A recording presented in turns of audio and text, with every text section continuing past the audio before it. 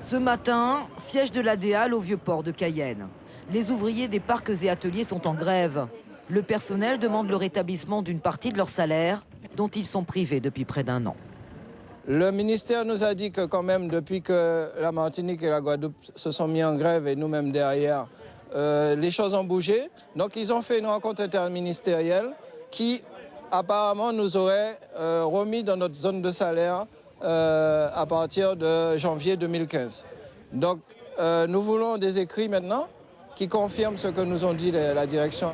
Un peu plus tard dans la matinée, c'est à l'aéroport Félix-Éboué que les agents de la Chambre de commerce et d'industrie observent un débrayage.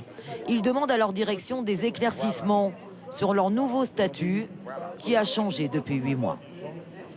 On demande à la Chambre de commerce, au président de venir éclaircir notre situation, de nous dire exactement sur quel pied nous on danse. Si on est de droit administratif, si on est de droit privé. À partir du moment où on sera de droit privé, on saura ce qu'on a à faire. Et si on est de droit public, on sait qu'on est affilié à la Chambre de commerce. Réunion à ce sujet le 5 novembre, a promis la direction. Des conflits, des grèves, des débrayages quasiment tous les jours, depuis plus d'un mois en Guyane. Début octobre, ce sont les sapeurs-pompiers qui sont en grève. Le conflit durera 8 jours. C'est ensuite les agents communaux de la municipalité de Cayenne qui se mobilisent. Une grève de 24 heures, dénonçant des harcèlements et demandant de meilleures conditions de travail.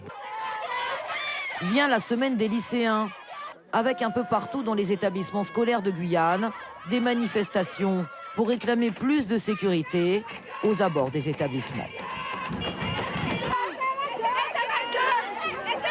La sécurité, c'est aussi ce que réclament les chauffeurs des bus de l'agglo de l'île de Cayenne, exerçant leur droit de retrait après 2 nouveaux incidents en moins d'une semaine. Des vitres cassées et des projectiles lancés sur des bus et leurs passagers.